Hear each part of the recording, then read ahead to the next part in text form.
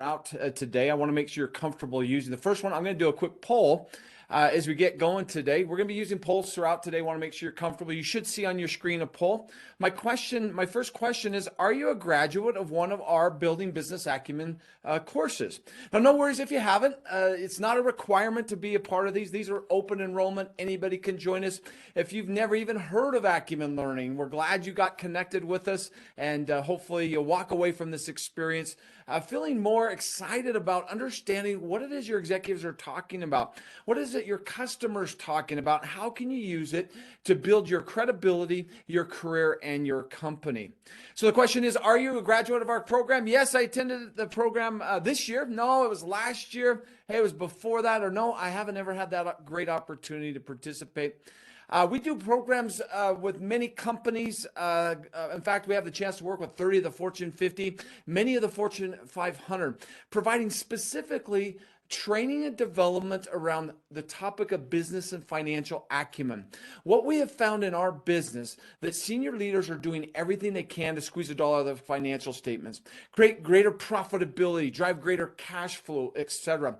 What we find is employees of these companies are functionally brilliant, very good at what you do. You know your role, your responsibilities better than I would ever understand it. That being said, sometimes we kind of walk through our career with blinders on. We're so focused on our individual role, our responsibilities, we rarely kind of step back and get that big picture perspective. Well, this topic of how to listen to an earnings call, being able to understand what are the key strategies, the long-term and short-term strategies a company's focusing on. What are we working towards? Or if I'm looking at a customer, what are they driving towards? So that I'm in a better position to be able to, if I'm working with somebody I'm selling into, how does a partnership with our company drive to their results? If it's with my own company, how does my day in and day out activity really drive to the goals, the objectives, the strategies of our companies? That's what this topic is all about, and that's what we do. So it looks like I've got let's see, most of us have attended this year. Awesome. Our recommendation of anybody who's participated in one of our Building Business Acumen programs is to come to at least the next 2 or 3 of these sessions. I'll talk about why. Now, if you haven't, there's a few of you that actually looks like everybody has. So welcome. Good to have everybody here with us as we get going today. We'll be using that tool throughout today. I have another polling question in just a moment. Before we do that, make sure your chat box is open. I want to make sure you're comfortable with the chat box. As you look at the chat box, my question for you today is, where are you calling in from? Could be a city, could be a state, could be a country. We're calling in from Salt Lake City, Utah. Just a little south, our headquarters, right at the base of what's called Mount Timpanogos. Have you ever heard of the Sundance Film Festival? We're just on the other side of that mountain where it all began. So it looks like we've got a great group of people, some global individuals. Thank you. Welcome here. Sergio, good to have you here. Let's see. Florida, Chicago. Excellent. Georgia, Pittsburgh. Well, hey, it is great to have you with us as we get going. As I said, we'll be using those tools throughout our program today. Well, as we start this topic of business and financial acumen, I want to just kind of start with the question. I got a poll question for you. The question is this: when was the last time you listened to an earnings call? Now, for some of you, you may have never listened to an earnings call. That's okay. These earnings calls happen on a quarterly basis. Most publicly traded companies will provide this as a resource. It's an opportunity to communicate to analysts as well as the market, kind of where they're currently at, where they want to go, and how they're going to get there. These opportunities happen with many other companies as well. You may have a town hall meeting in your company where your executives get together and they talk about kind of the core strategies, financial performance, kind of where they see the market going, etc. Other ways you might see this is sometimes they'll do presentations at conferences, where it's an opportunity for them to communicate to the market. Sometimes the executives will just send an email. The material, the tool that I'm going to talk about can be used in multiple ways. The focus I want to focus on today is specifically around these earnings calls. Now, these earnings calls happen, as I said, on a quarterly basis, and there's a lot of information that's given. They'll talk about kind of key financial metrics like free cash flow, EBITDA, return on invested capital. They'll talk about earnings per share and the growth or the reduction of earnings per share. In the end, there's a lot of information that's given. And if you're new to these, it sometimes might even feel like you're listening to a foreign language. Well, what I want to give you today is a resource that will help you to demystify that, to be able to be comfortable as you listen to these calls and be able to use that information with whatever focus area you want to use them on. So as I look at the results there, it looks like, when's the last time you listened to it? About 50% of us have listened to one this year. Most of us, it's been prior to that. It looks like 20% of us have never had a chance to listen to it. Well, my goal today is to create enough excitement, enough interest that you're willing to go and listen to this. Now, you can either listen, if it's your publicly traded company, I highly recommend on a quarterly basis to take 1 hour and to do that review, to see kind of what our long-term, short-term strategies are, what's going on our financial performance, and then be able to take that information, go back to your functional role, and be able to help execute around your strategy. If you're a sales individual, do the same thing with a customer that you're selling into that's publicly traded. Now, you may say, well, Brent, I'm not working for a publicly traded company. I also am not selling into publicly traded company. How can I use this information? This information can be quite valuable as you understand what your executives are communicating to you in your day in, day out responsibilities and performance. It's also, as you look at privately held companies, they'll often have kind of annual communication that talks about what's going on. Go to their website. You can kind of see what their goals and objectives are through the communication that they provide there. Press releases is another place which you can use this. Well, as you think about this, with this material available, happening on a quarterly basis, there's some interesting statistics as to how much of this information really sticks. How much are people really walking away from? And it really speaks to why I'm going to suggest to you the importance of participating in these earnings calls. The first statistics comes from Harvard Business Review, and it suggests, a research that they did, is about 95% of employees don't understand their company's strategy. This one's even more interesting as you think about kind of financial performance. You hear executives talking about all these financial metrics we hear. 90% of employees don't understand their company's important business metrics. Now think about that. If you're the CEO of a large corporation and you're providing this information, and in fact, there's another statistics talks about very low percentage of employees of publicly traded companies actually even listen to these calls or review these calls. These are what I call a hidden gem. There's a tremendous amount of information. As we work with our clients, we come in and we provide financial training around their strategy, their financial metrics, what's going on in their industry, etc. And invariably, employees will think that we're an employee of their company. And they'll say, hey, Brent, how long have you been working for Humana? How long have you been working for Merck? How long are you working for whatever company we're trading into? And invariably, they're surprised that we know so much about the company. And one of my jokes or one of my kind of comments is, I wish it's because I could say because I'm brilliant, because of my great background and experience. In the end, I can read. All this information is available to you. And what we want to do today is provide a resource that will help you to be able to kind of capture the key nuggets of information that you can take back within your role and be able to use it in your day-to-day responsibilities. Well, if with these statistics in mind, imagine you're the CEO of Merck. Merck is the company we're looking at. It's a global pharmaceutical company, if you're not as familiar. He is new in his role. Mr. Davis is new in his role. July 1st of 2021 was when he's put in. So we're talking coming up on a year of performance. Now, he's been with the company for years. In fact, he was the CFO before, if I remember right. But this is a company that's been around a long time. As you look at this, kind of their background, they were established in 1668. Of course, became a corporation later on. Look at this mission. We use the power of leading edge science move my boxes here, to save, look at that statement. How many of us have that? And improve lives around the world. Think about that, the emphasis on what they're really doing. They are saving and improving lives. They're huge as far as their size. Number 71 in Fortune 500, 87 in Forbes Gold. They're facing challenges with increasing pricing pressures. Hit the button wrong there. Increasing pricing pressures around managed care organizations, governmental regulation they're dealing with. On top of that, you're coming out of a pandemic. Yeah, 68,000 employees. So 95% of employees don't understand kind of the strategies of your organization. 90% of your employees don't understand your key metrics. You're dealing with being a new CEO. You've got this kind of incredible background or history of a company. You're trying to drive results, and you're coming out of a pandemic. What is it you want the CEO? What is it you want your employees to know? What is it you want your customers to know? What about your shareholders and or partners to know? If you're the CEO, put in the chat box, what would you want them to know? What would you focus on? If you're the CEO of Merck and you understand the challenges of what people understand, what they don't understand, you're coming out of a pandemic, in the chat box, what would be the types of things you would want your all these stakeholders to know about your company? It looks like we got a question there. Where are you going to get this information? At the end of this program, you'll get access to the resource I'm talking about here. What is the difference Merck is making might be a question. How you're going to weather this storm. What do you do and how do you do it? Get real clear around that.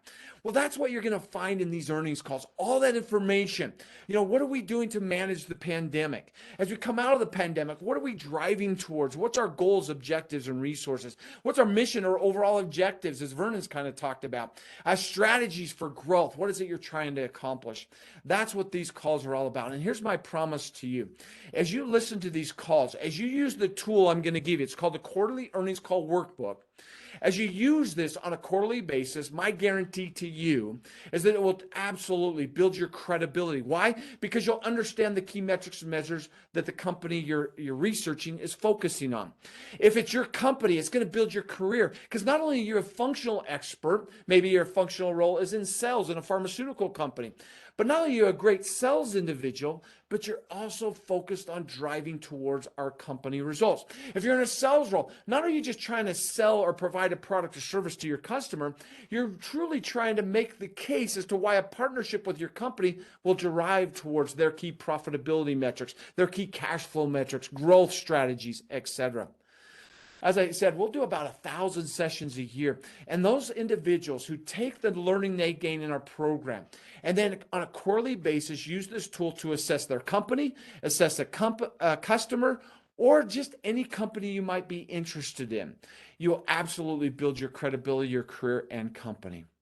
So with that introduction, I want to give you a process. I want to give you a framework. And I want to give you a tool. That's what we're going to go through. So the process is pretty simple right here on the screen. You want to prepare for these calls. You want to analyze these calls. And in addition to that, you want to take the information and apply it. How am I going to use this within my role? So let me start by jumping into the prepare phase. In this document that you'll get at the end of our program today, it's going to walk you through, first of all, what I call earnings call one-on-one. I'll give it to you right now. As you look at these calls, they're somewhere between about 45 minutes to they can be as long as an hour and a half per se. That being said, most of them are somewhere around an hour mark. The first part of the call is what they call the prepared remarks. This is where their senior executives have actually prepared to communicate to the market what happened in that time frame they're looking at. So this is Merck's Q1. So they've looked at what happened in the first 3 months of 2022. They're going to talk about what's their guidance for the rest of the year. What are the strategies of some of their key products and resources? What's going on in their industry? It's their chance to kind of highlight kind of where they've been, where they're currently at, and where they want to go. It's also a chance for a little bit of marketing piece to speak why you want to be a part of Merck as a shareholder, what we're trying to accomplish and how we're really hitting that mission of using the power of leading edge science to save and improve the lives around the world. Once they get through that, it's usually about somewhere between 15 to 30 minutes, they're then going to jump into the Q&A. Now, this is where analysts get a chance. Now, these analysts are individuals who work for these large investment firms. They're trying to communicate to their investors whether they should buy the stock, whether they should hold on to the stock, or whether they should sell the stock. So their purpose on the call is trying to clarify information. They want to gather as much information they can so they can write a report suggesting what an investor should do around this stock. Now, you as an individual investor, you won't get a chance to be able to ask those questions. There's just a few companies. For example, one that comes to mind, if you're with us a year or so ago, we did Tesla. Elon Musk actually has a place where you can actually ask a question. You submit the question beforehand, and you can do that. But it's very rare that an individual investor will get the chance to ask the question. So you're really just listening to these calls. So that's what these calls look like, about an hour long. Let's jump into the process and prepare. First thing you've got to do is you've got to access the call or the transcript. So let me show you how to do this. The simplest way to do this is to go to this great website we all know called Google. What you're going to do is you're going to type in something about Merck Q1 2021 Q1 earnings call. Now I have 2021, so let's do this. Let's go Merck Q1. We want 2022 earnings. Now, as you click on that, it's going to give you information here. All sorts of information where you can go. Now, you can look at a third party access, but I tend to want to go to the actual information itself. So I'm looking for something that says Merck. So I see the Merck examples versus I got CNBC down here. I've got some other ones, Motley Fools down here, etc. I want to go to kind of the source of the information. So I click right here and I'm looking for how do I access it. Now, because the call has already happened, you'll notice that right here, all the information is available.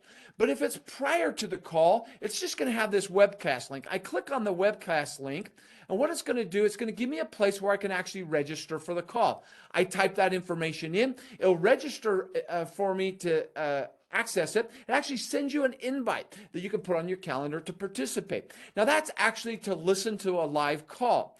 Once the live call has actually happened, they'll actually save the recording in the same place. Now, be careful, recognize around that, a lot of companies will only keep it up for a certain period of time, usually around 30 days post-call.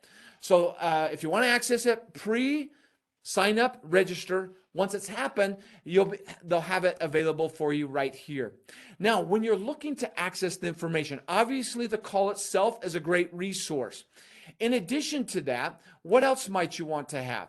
In addition to that, I want to access right here. I love it if they have a transcript. Now, what is the transcript? If I go to the transcript, what I've got here is I actually got word for word what was communicated on the call. Not only that, I got a little bit who was the corporate participants, who were the analysts that were on the call, but then word for word what was said. So here's their Mr. Davis, his communications, about 2.5 pages, if I remember.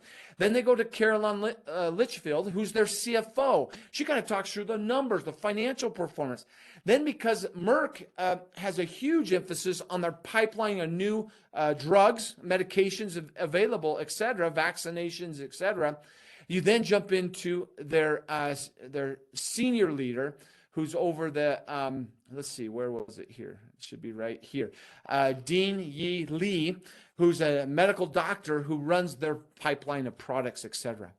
So that's a resource. Look for a transcript. The other things you want, I always love to get access to the presentation. This is actually slides where they give nice information. Here's who were on the call, nice pictures of who was on the call. Then it walks through kind of each individual's communication and the slides that they used around the communication. So folks, there's other information, there's 10Q. That's where I find the financial statements for their performance here. Right here, I've got their income statement. I also got their balance sheet. I can look at their cash flow, etc. So if you're taking notes, 3 things you want to look for. 1, you want to access the webcast itself. You can either listen to it live or you can listen to the recording. The second thing I'd suggest is access a transcript. If the company does not have a transcript, you can actually go to third-party websites like this one right here, Seeking Alpha. You just type in the company you're looking for, and it's going to give you access to their earnings. Right here, I've got Merck's. Here's the transcript. So if they didn't print one or provide one themselves, I can get it right there. Not only that, right here, I can play the call. Here's the slides, etc. So I want to get listen to the call or get access to the transcript, access the financial statements, and then if I can, if they have a presentation, try and access that. Okay. So that's the first step of accessing our information. I've got to get access to the call itself.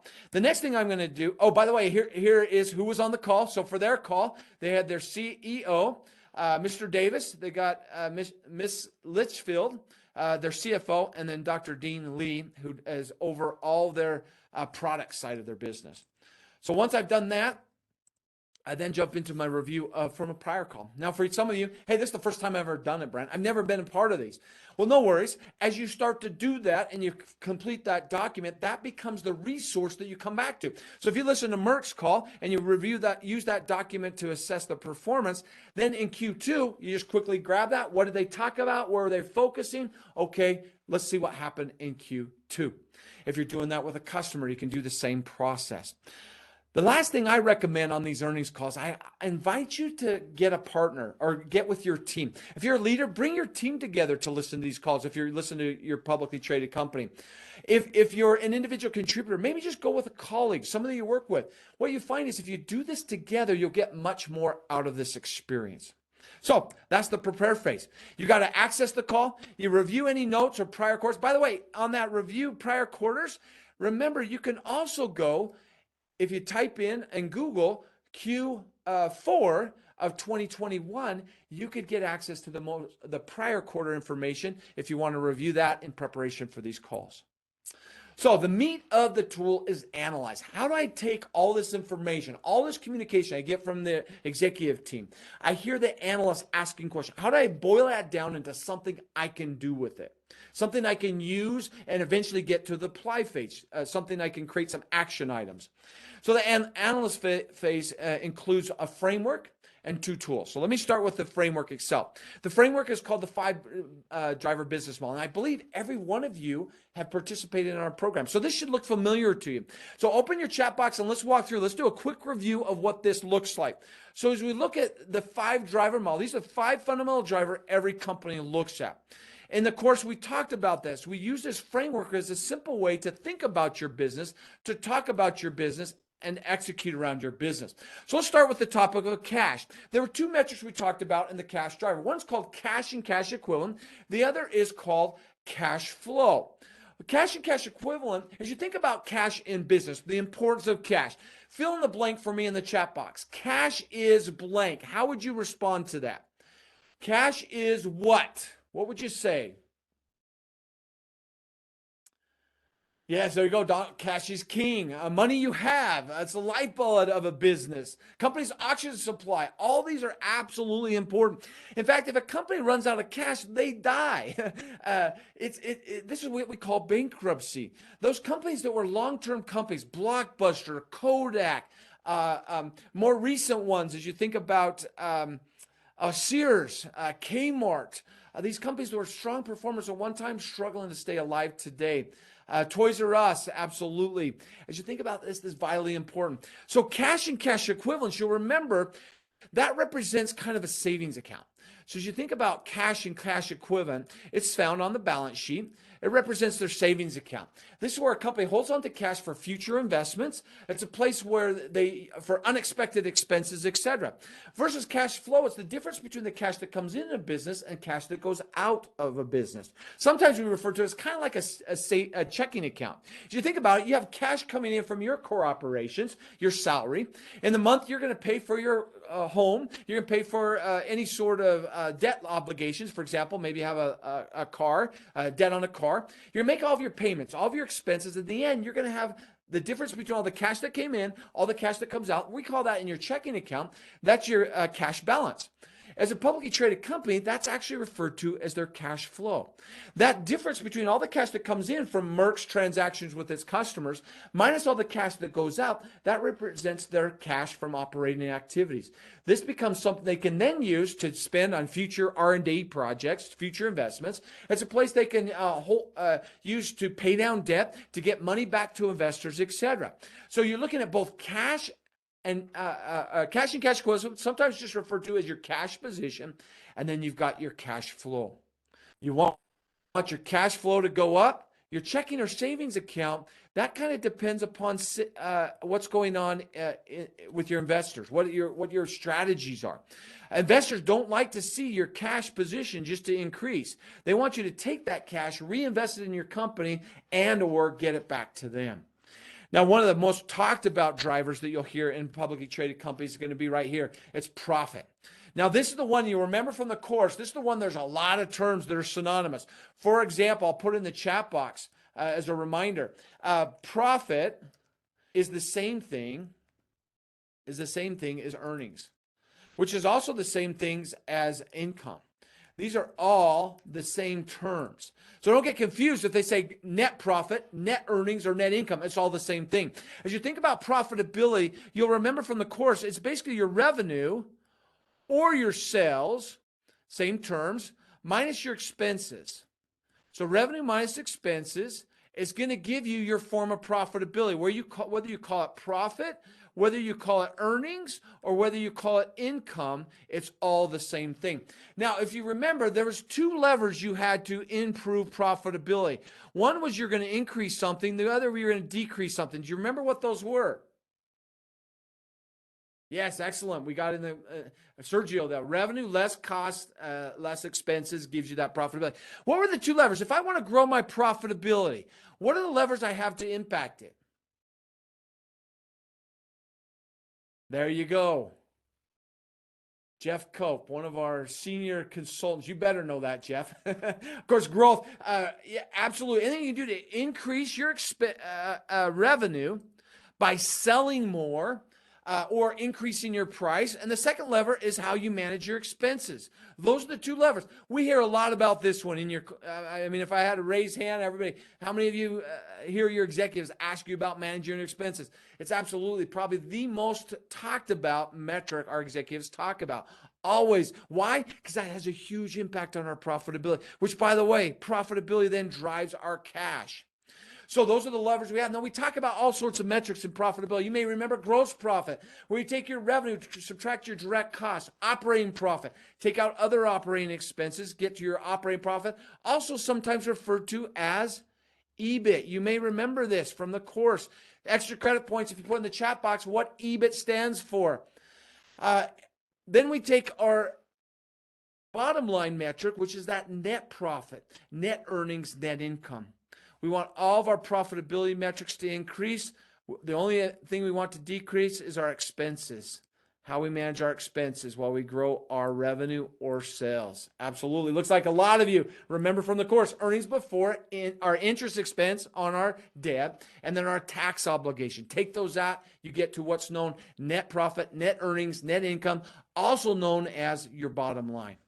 Assets, where anything you own or control which has value. In the chat box, what do you think Merck's assets are? If you happen to know Merck, great. If not, it's a pharmaceutical company. Take a stab. What are their assets? Anything they own or control which has value. Yes, you're going to have plants that manufacture some of your products. Absolutely. Patents, that's huge for a pharmaceutical company. Of course, the drugs, the inventory of all the products they have.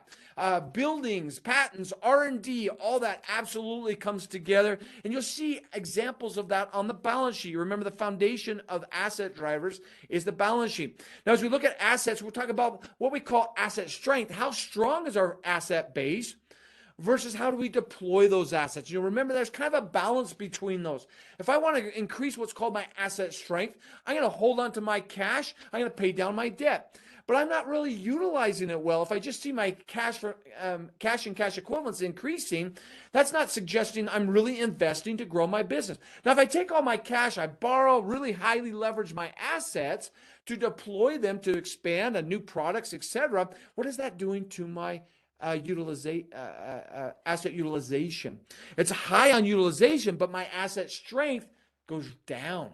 I'm at risk, right? If I borrow a bunch, it's like you go buy a home and you invest all this money in your home. The day after you buy it, you're not probably in the best financial strength as far as what's in your savings account.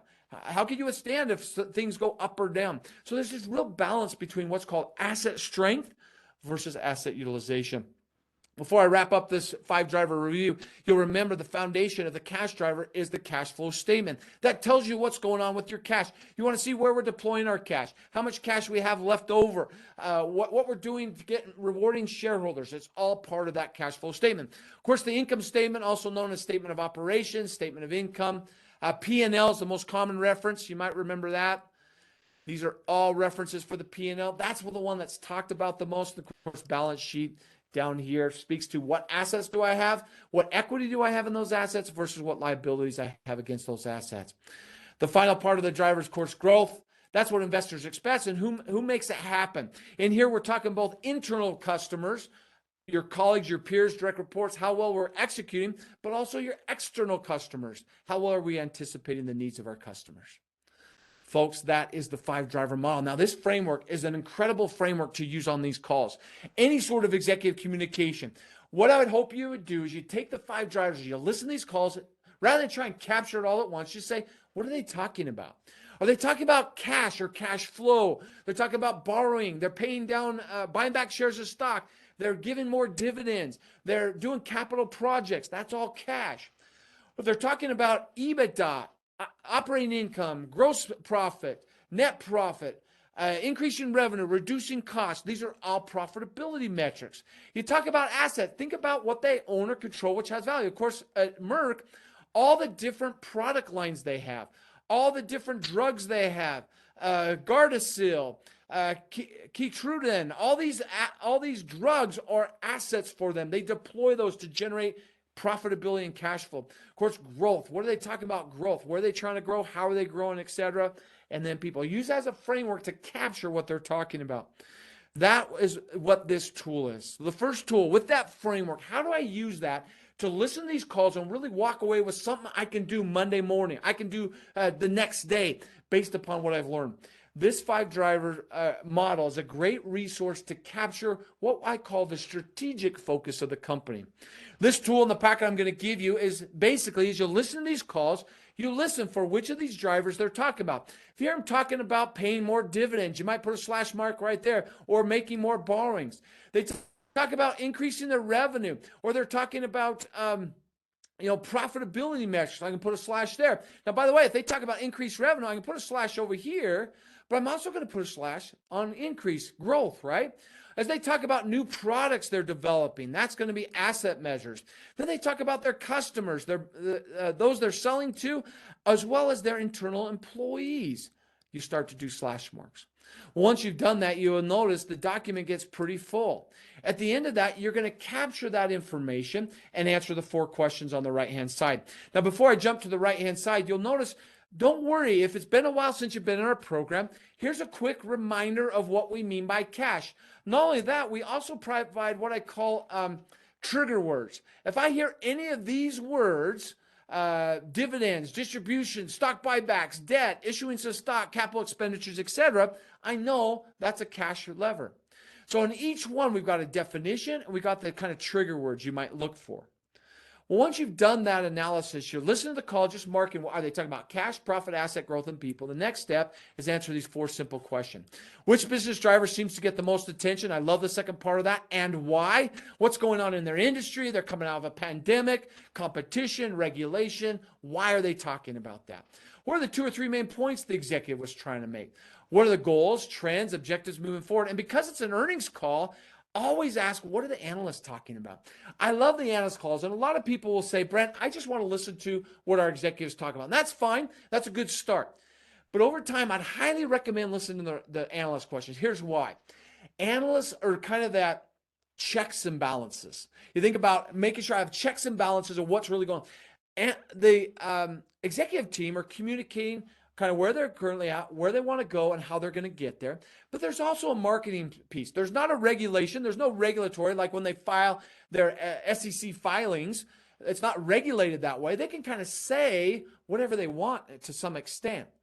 What's nice about the analysts is they start clarifying. If they feel like, hey, you're talking about this new product and how valuable it is, but I'm seeing the purchasing patterns, it doesn't look like that's really the results you're getting. Or, hey, this new product's coming in to compete with it. How's that going to impact your growth strategy, et cetera? I love the example of the analyst asking the questions because it helps me see what they really see. If I see congruency where they're connecting, okay, they're pretty aligned. If I see this type of stuff going, I'm saying, okay, the analyst community are not buying what the executives are talking about. So that's a great question to ask. After the call, there's also a couple other things you can do over the next few days. Revisit the company's stock price. See what's happening after the call. Is it going up, going down? What happens the day of, et cetera? It gives you even more information on how well our communication is resonating with the market. Well, if I had a full hour, I'd walk us through another hour. I'd walk us through doing this on Merck, but we don't have that time. So what I've got is I've got 3 quotes. I want to practice using the 5-driver model by listening to these quotes and in the chat box. So get your chat box ready to go. Here's what I want you to do. I want you to go through and tell me which of the 5 drivers are focused on. Christina, yes, we'll get access to the sheet at the very end of our discussion today. So what I want you to do is, you got the 5 drivers on the right-hand side in the chat box. Which of the 5 drivers is Mr. Davis talking about? Here we go. We've had a strong start to 2022, achieving a very strong top and bottom line growth. Right there, the first sentence, what are you seeing? So I see growth there, cash a little bit, profitability. Definitely. When I hear top and bottom line, what are they referring to? Top and bottom line. Another name for revenue is top line. Another name for bottom line is going to be your profitability, net income, net earnings, etc. So definitely you got profit, you got growth, etc. Let's look at the next one. Commercially, we continue to execute well across a broad set of key growth drivers, mostly notable Keytruda and Gardasil and animal health. What are they talking about there? Definitely. These are some of their, in fact, these 2 right here, they talk about, these are the key medication, key drugs. Actually, one's a vaccination, one's a drug that they're marketing now, a huge opportunity. And how many of you knew they were heavy into animal health? Not all pharmaceutical companies play that, but they do. It's a key part of their strategy for sure. So as well, growth. Our performance reflects robust underlying demand for our de-risk innovative portfolio and reinforces the importance of our science-led strategy. Well, as I see demand for our de-risk, I can start to, okay, demand for stuff that might speak to growth potentially. Now, one of the things you'll do is you go through this. If you and I looked at this paragraph and we did their scratch marks, our slash marks, we wouldn't necessarily get the exact same number of these slash marks. So it's not an exact science. That being said, after doing 1,000 of these every single year, invariably the top 2 or 3 will come to the top. Meaning, if you and I were doing it, both of us would have the top 2, maybe not in the same order, but would have the top 2 together. Not only that, a lot of you said assets, absolutely. You start talking portfolio, that is absolute their assets for a pharmaceutical company. Of course, here we got their new drug. Let's see here. I got to make sure I pronounce it right. Legenrio is their, it's a drug that they use for mild to moderate cases of COVID. So it was just approved in December of this last year. It's a huge new revenue opportunity for them. So obviously, yes, cash, because I'm going to generate a lot of that. But of course, you got your sales. That's going to be our profitability potentially. Growth because of that as well. Folks, you're doing great. That's how you do it. So here we go. I got 2 more quotes. I'm not going to say a lot. I'm going to have you just read them, put them in the chat box. Here's from their CFO. What is she talking about? Which of the 5 drivers? Total company revenues were $15.9 billion, an increase of 50%. Legevrio contributed $3.2 billion in revenues. That's just in Q1. $3.2 billion. That's just one drug, guys. Excluding Legevrio, the base business delivered a very strong 19%. So what are they saying? Hey, we got this new drug that's been approved. We're getting huge growth numbers off that. You take that out, we're still 19% up. Our human health business continues its strong momentum, excluding Legevrio, and human health business grew 21%, driven primarily by our key pillars as well as a reduced impact of pandemic. Our animal health business also delivered above market performance, with sales increasing 9%, driven by growth across both companion animals and livestock segment. Growth, definitely the profitability, a little bit of cash in there. Assets for sure. They're talking specifically around this Legevrio is absolutely a part of that. not only do you have the executive team making comments, but you also have analyst comments. So this comes from Lloyd Walmsley from UBS, and here's what was communicated. So go ahead in the chat box. What do you see there? Maybe let me touch upon the molnupiravir. Let me pronounce that right. Let me try that again. I have it.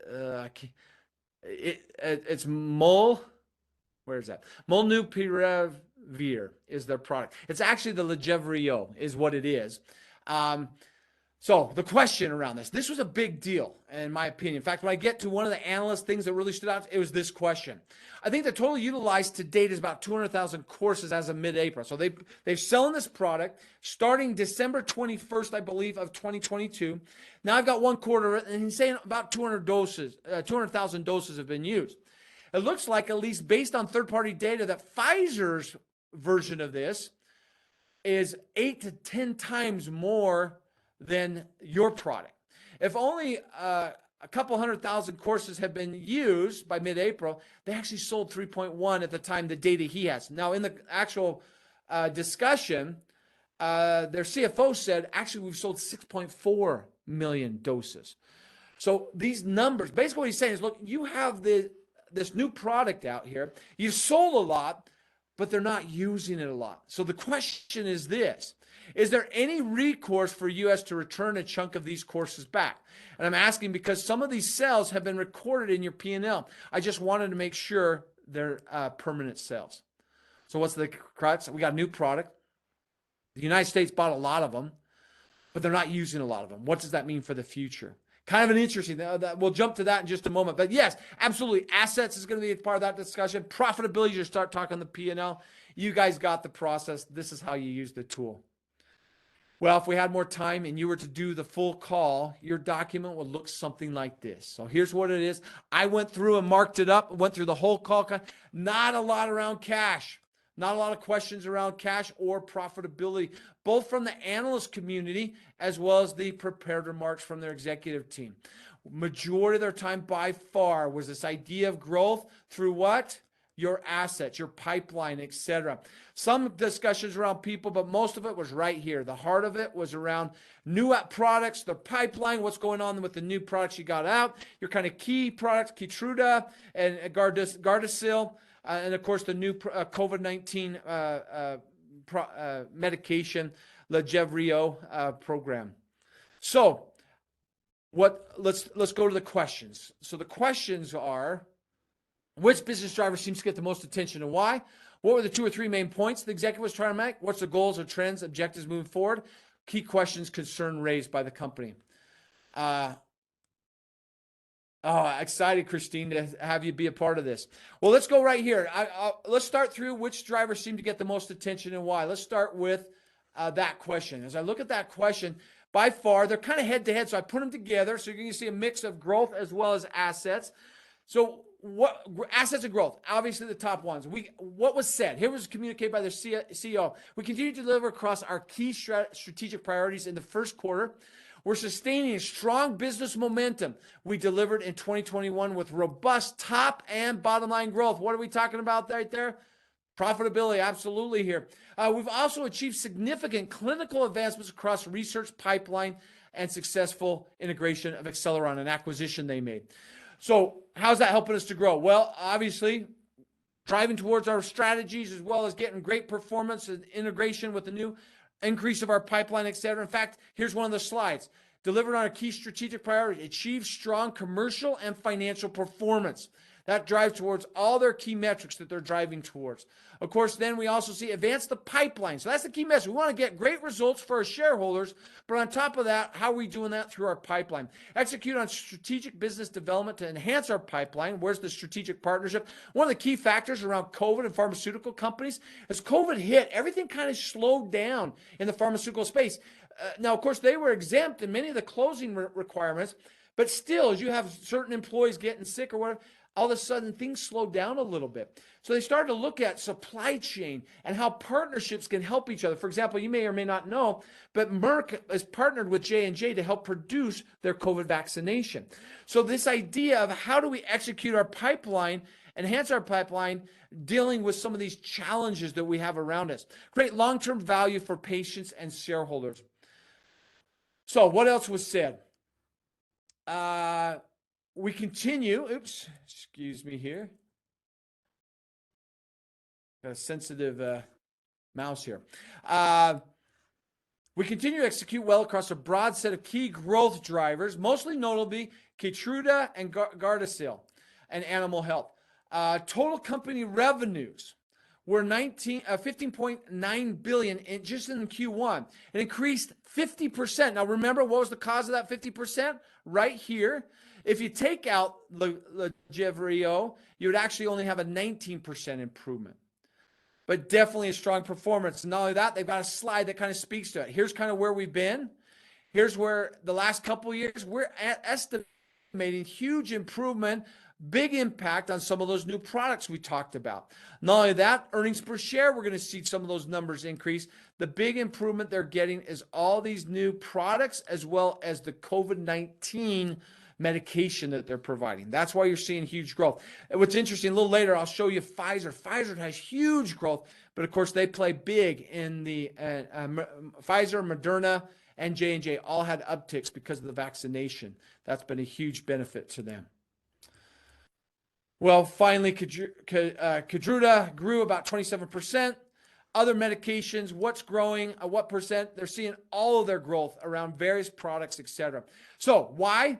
Because they have a huge growth in multiple medications, vaccinations, new products, new partnerships. And what are they growing? It's all the asset base to continue to do what they talked about at the beginning. We use our power of leading edge science to save and influence, improve the lives around, and improves people's lives around the world. Here's the Keytruda growth opportunity and what they're seeing there. Now, one of the interesting discussion points that I want to highlight here around Keytruda is this interesting facts around patents. Patents are somewhere between 7 to 11 years, depending on what they're going after.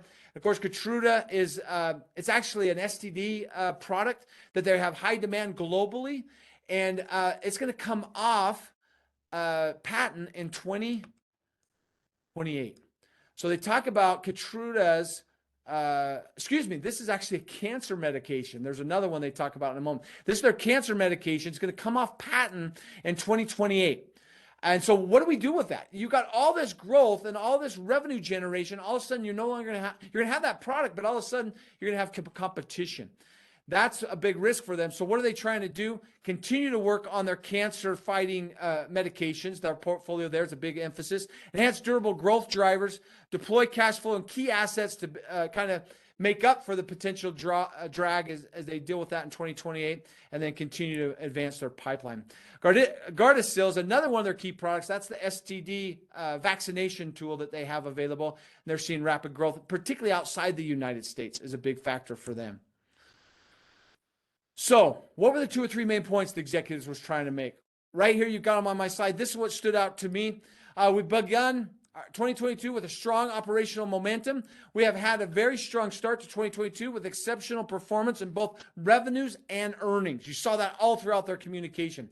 Long term, we remain confident in our ability to deliver strong revenue growth and operating margin expansion throughout 2025. Basically, we're going to continue to ride this wave of new products, patented products, as well as the COVID-19 products. We're going to see nice revenue, top and bottom line growth to our profitability as a company through 2025.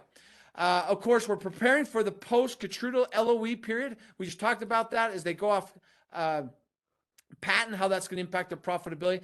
And then beyond our existing portfolio, business development remains. So what are the other opportunities we should be going after? They got this huge pipeline they're working towards, but where else can we grow and expand? Either through Merck themselves coming up with new products or partnering with acquiring other companies to expand their product availability to their consumers. Here is an example of their product pipeline. Different phases of product, of course, the huge amount of products. Now, many of these are over here will not necessarily make it over to the regulatory. Here's kind of the latest and greatest opportunities that are coming out.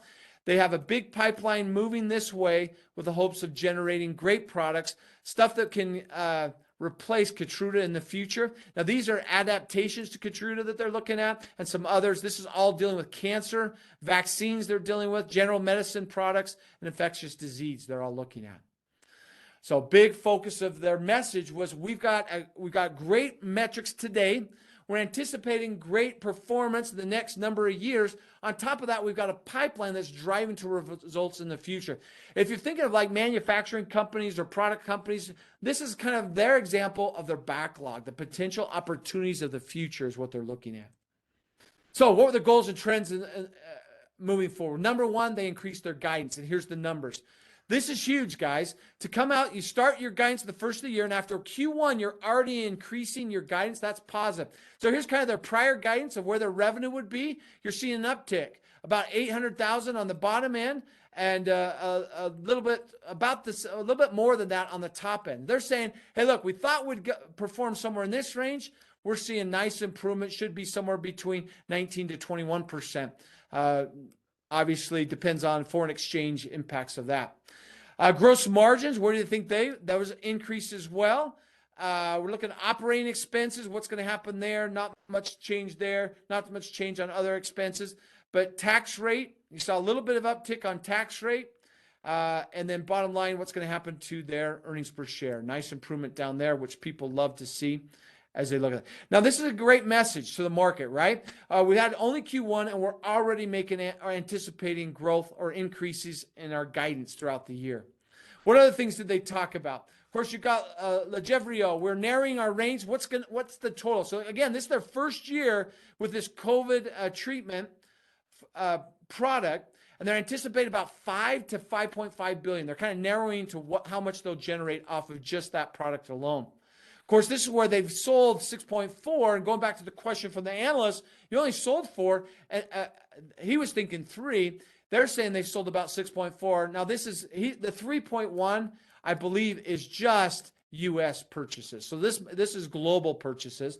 But if you sold 3.1 and you only have 200,000 that have been used in the first quarter, you can see why that question would arise, right? What does that mean for the future? We continue to expect strong annual growth on Gardasil, especially outside markets, especially in China. So they highlight, and this is the two products they talk most about on top of Keytruda, and then other products. Their partnership with J&J on the COVID vaccination. Receive $100 million of payments related to out-license agreement, kind of financial reporting information. But right here, they're talking about kind of the future of their products, etc. So what in addition were kind of their goals and objectives? Capital allocations, continue to invest the way they're investing. And finally, we remain committed to a dividend. Who's going to like the dividend comment? This is investors, right? I want to be able to have that.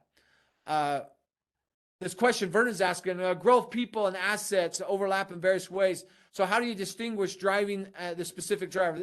Absolutely, Vernon. In fact, a lot of them, you think about cash and profit. Profit increase. You should see an increase in your cash. So absolutely, you're going to see some of that. In the end, your growth, people, and assets, it's not an exact science. So growth is going to definitely go across all of them. People, over time, you get used to, are they talking internal or external customers? And from an asset base, you'll often find growth right there behind it, because growth, increasing my assets drives growth. In the end, like I've said before, even on one comment, a new drug, for example, might impact assets, also growth, and you might even talk about it has an improvement on our top line product, on a profitability perspective as well. So in the end, it's not an exact science. It's kind of what you get comfortable with over time. You'll start to do it consistently and be able to compare a quarter-over-quarter performance. So that's the goals and objectives going forward.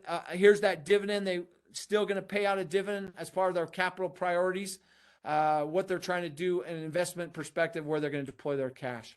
So the key questions, I kind of hit on a few of them. This question was that top one we've been talking about. Hey, you've sold this many, but you're only using this many in the United States. Of course, what's going to happen after Keytruda comes off patent? And then pipeline updates were the key questions that the analysts talked about. So at this point, I've got a basic understanding of what's going on in the company. What do I know? I know they have new products coming out, huge COVID-19 benefits. They got the Keytruda that really is doing well on cancer treatments, which is huge as you talk about saving lives and improving lives of people. They got real strategy around a pipeline and kind of a forward-looking strategy to continue to see growth in their revenue and cash flow performance. So where do I go next? Well, I want to see what happened in the numbers. Can I assess what's going on? For those of you who've been in our class, this should look familiar. This is called the Navigating the Financial tool. It's all part of the packet. And you'll look on the left-hand side. You have the 5 drivers that we've talked about in the company: cash, profit, asset growth, and people.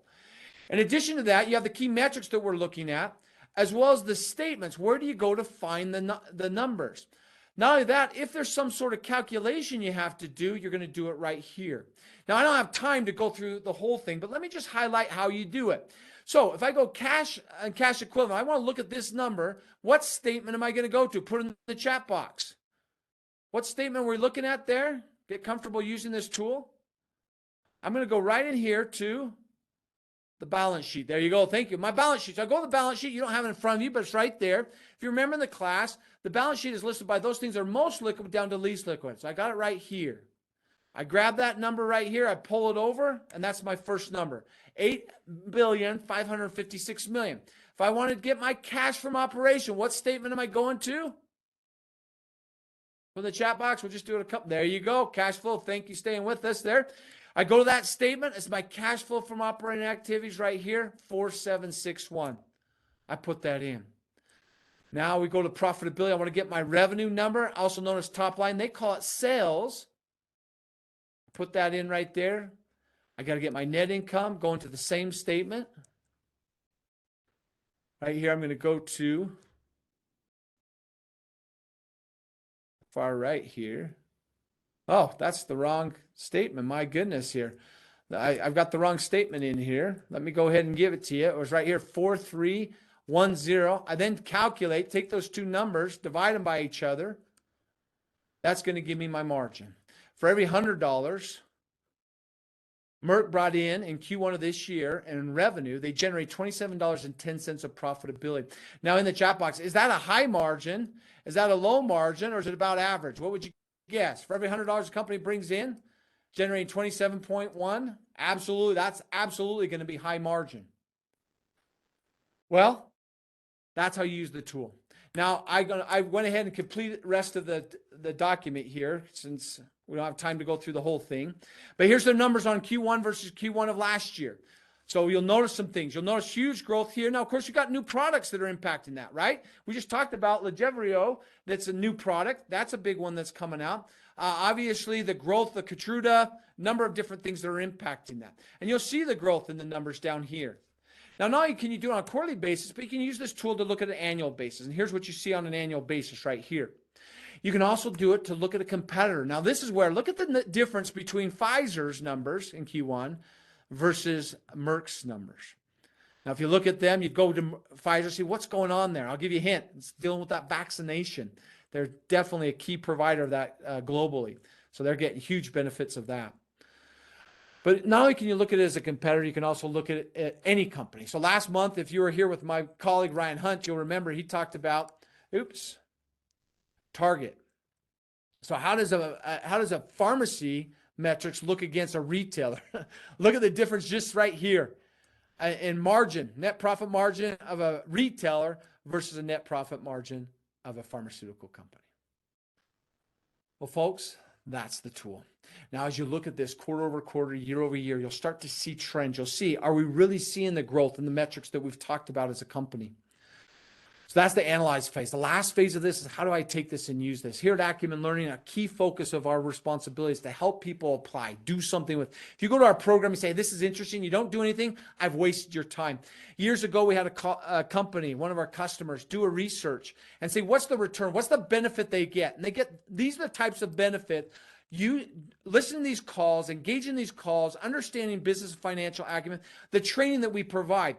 84% say they improve the performance of your business and function, increase collaboration, improve upward communication, your ability to talk. As you listen to these calls, you absolutely will be able to articulate to your team as well as upward to your supervisors, your managers, directors, what's going on and how you're driving towards the results. this actually has a positive engagement. You're more comfortable listening to these calls.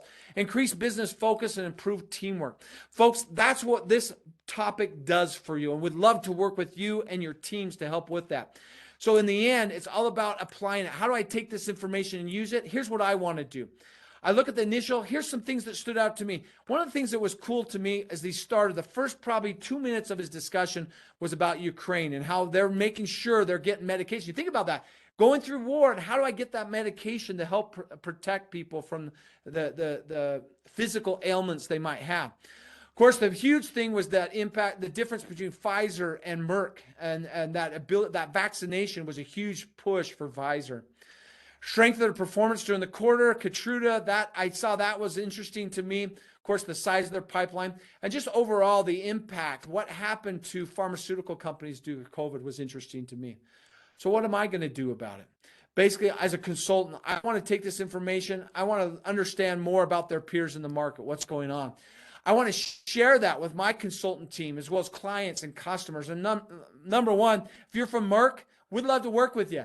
Come give us a call. We want to be part of your team and help your employees understand how they can drive towards the metrics and measures that you're looking at.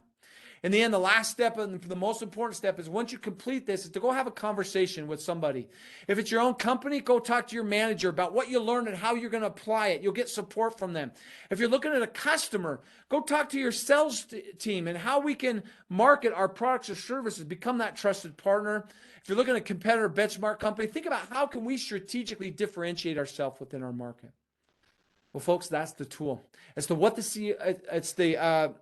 earnings call workbook that we're going to provide for you. In the end, once you've done that a number of times, that becomes step 2 of the prepare phase, reviewing your notes from the last call. Well, we're at the end of our discussion. I want to make that available. As I make that available, my question to you is this. Who are you going to research? Put in the chat box. Are you going to research the company you work for, somebody you sell to, compete against, partner with, invest in, interested in, or next month we do Costco.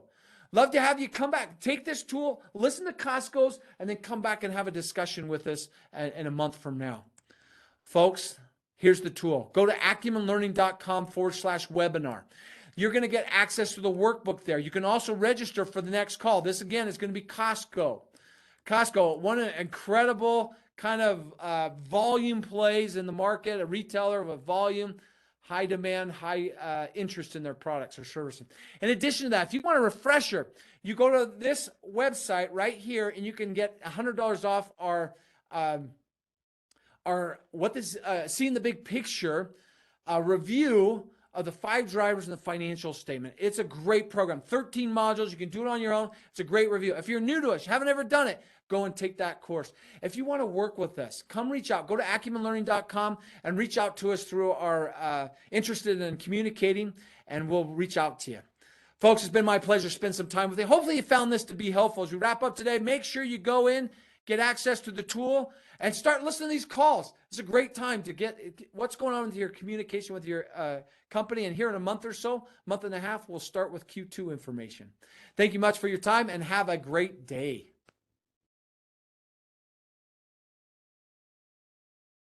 Thank you, Ginger, for putting that in. The link's right in there. If you want to jump to that link, you can access the workbook, register for our next call, or access the download. Great to have you again, Sergio. Patrick, good to have you. Thank you much.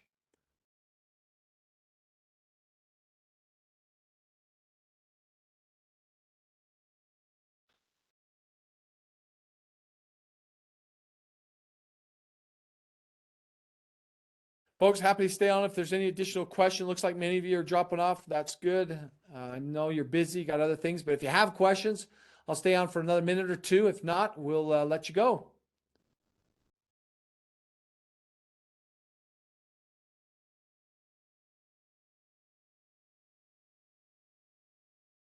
Yes, and again, you can access the workbook by going to www.acumenlearning.com/webinar. And Ginger's put the link in there for you.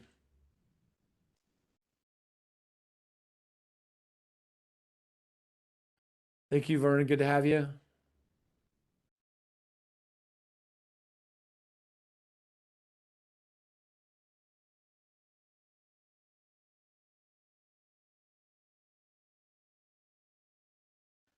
Well, folks, I'm not seeing any more questions. Again, it's been my pleasure to be a part of it. If you haven't been able to access, or if you've liked this and you want to review some of the prior companies, we did Target last month, for example, you can go to our website, acumenlearning.com, and just jump to the resource section. All the recordings for all of these earnings call, how to listen to earnings call labs that we've done are available, so you can watch any of them. We've done multiple industries. In fact, we did Pfizer a year ago or so you can look at Pfizer a year ago versus Merck today. We've done oil and gas companies, retailers, various companies. So love to, if you want more information on those, just go to our website. Well, folks, I'm not seeing any questions, so we're going to go ahead and wrap up. It's been my pleasure. Thank you so much for your time, and have a wonderful day and a wonderful week. Hope to see you in a month. Thank you.